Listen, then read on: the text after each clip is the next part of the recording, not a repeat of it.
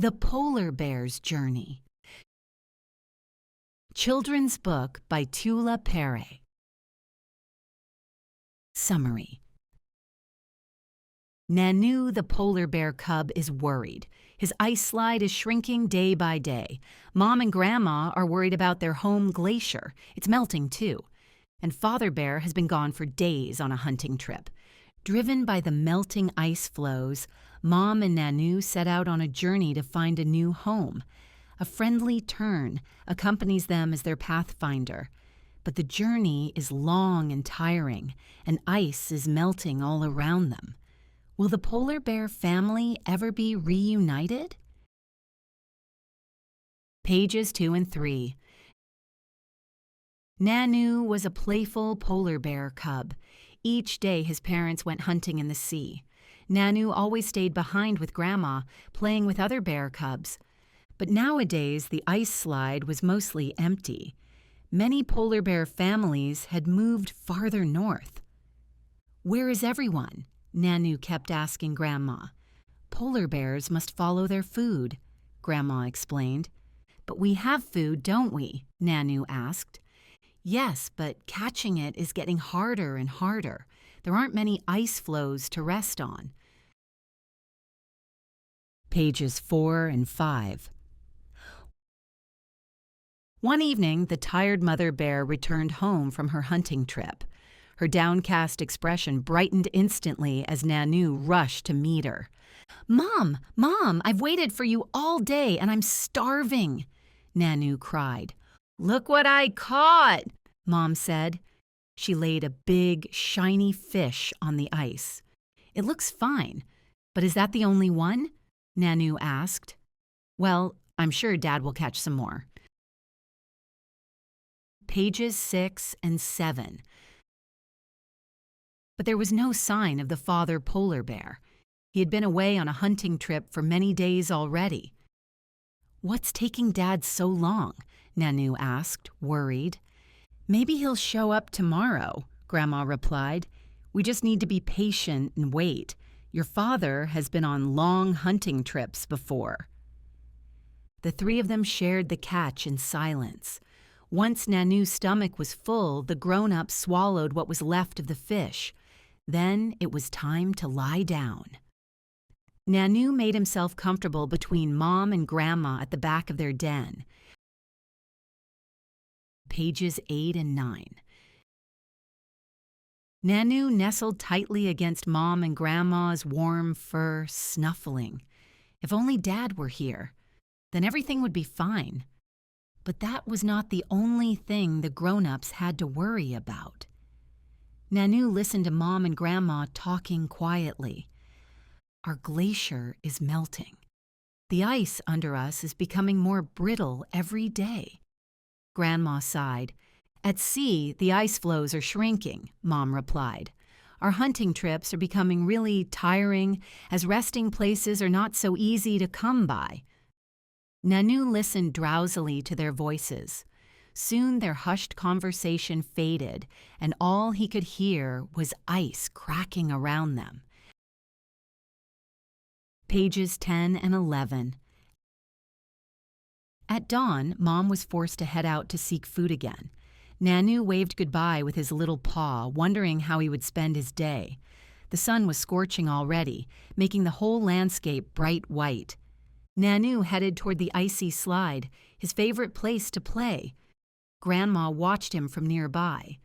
Nanu saw her sniff the air, with her muzzle raised. "Can you smell Dad?" Nanu asked. "Not yet," Grandma replied quietly. Nanu climbed on top of the ice slide. It was nice and slippery, as the surface was wet. But the polar bear cub was not happy. The icy hill was shrinking away day by day. Soon he would no longer be able to slide down on it. Pages 12 and 13. In the evening, Mom, Grandma, and a tern, who was a friend of the family, were mulling over the seriousness of the situation. Even the bird thought it was time to leave their home. Nanu could not help noticing how the ice around them was changing. Every single day, huge chunks broke off the ice shelves. With a frightening crash, they splashed into the sea and floated away along with the current. "You don't have a choice," the tern insisted. "You must go, but I can come along and guide you along the way. I know the route to an icy island where you can live safely." Once they had made the difficult decision, everyone went to bed. The mother bear stroked her son gently, eventually falling asleep herself, too. Pages 14 and 15. In the morning, the bears woke up early. The Pathfinder bird was already hopping about on an ice chunk. "Let's get going," the tern urged them. "We don't have any time to waste." "But we must talk Grandma into coming along," Nanu said. Grandma shook her head. "I'll stay here," she replied. "I've lived here all my life and can't imagine being anywhere else. Anyhow, one of us must stay here and wait for your dad to return. I will let him know where you are." With heavy hearts, Mom and Nanu left Grandma and set off to swim toward the unknown waters. Fortunately, they had the tern as their guide, circling high above them. Pages 16 and 17. Nanu was not a very good swimmer yet, but he was bravely trying to keep up with his mother. "Mom, how much longer till we can rest?" he kept asking. "You can climb on my back if you're too tired," Mom said at last. Mom paddled the water with her big paws. She looked around her, worried. There were no ice floes in sight. Where would they rest? The tern circled above them. "We're halfway there," it shrieked. "We'll soon come to an ice floe where we can stay the night." Pages 18 and 19. Just when the sun was setting, the travelers arrived at a lonely ice floe. They even had a good supper. Mom managed to catch a delicious fish before darkness fell. Pages 20 and 21. Mom woke Nanu up early for the long journey ahead.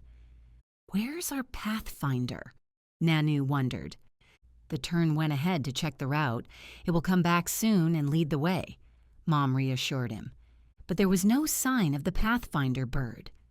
Making his way under the shining sun, Nanu enjoyed the journey at times, but now he was growing worried.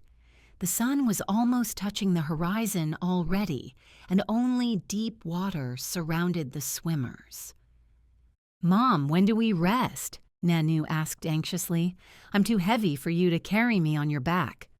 "Just hold on tight," Mom told him.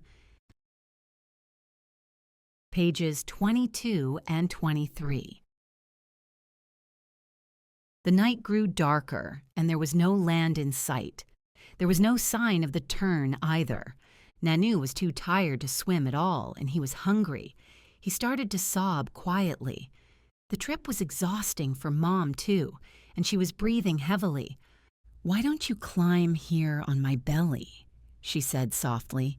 "It's time for us to rest now. We can float here together and admire the starry sky." Mom floated in the water on her back, her muzzle pointing skyward in the dark. Nanu made himself comfortable on Mom's belly. The night sky was filled with stars. "Mom, when will we be there?" Nanu asked hesitantly. "Will Dad and Grandma get there too?" "One day we will all get there," Mom replied. Pages 24 and 25. All of a sudden, a dark arrow flashed above the polar bears in the moonlit night. The Pathfinder bird was back. "Just a little bit farther, stay with me," the tern shouted. "Follow my voice and you'll know which direction to go." Nanu had regained his strength. He paddled by his mother's side, bravely keeping his small head above the surface. The Pathfinder bird encouraged the polar bears as they swam. It told them about their new home, which was growing closer every minute. There they'd have enough ice floes. It would be easy for Mom to hunt. You'll get to go hunting with your mom soon, Nanu. After all, you're quite a swimmer already, said the tern. Pages 26 and 27. At dawn, they finally arrived at the edge of the ice. Nanu was so exhausted, he didn't have the strength to get out of the water by himself. Mom pushed the cub to safety with her muzzle. The pathfinder bird jumped up and down. "I told you so, I told you so," the tern exclaimed, full of joy. "Thank you, dear tern. Without you, Nanu and I would not have made it," the mother bear said. With his eyes half closed, Nanu curled up safely in his mother's lap. Mom lifted her tired paws to protect her cub. Pages 28 and 28.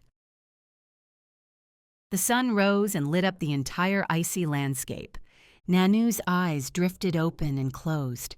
Was he dreaming? A figure was moving toward them from the sea. Was that?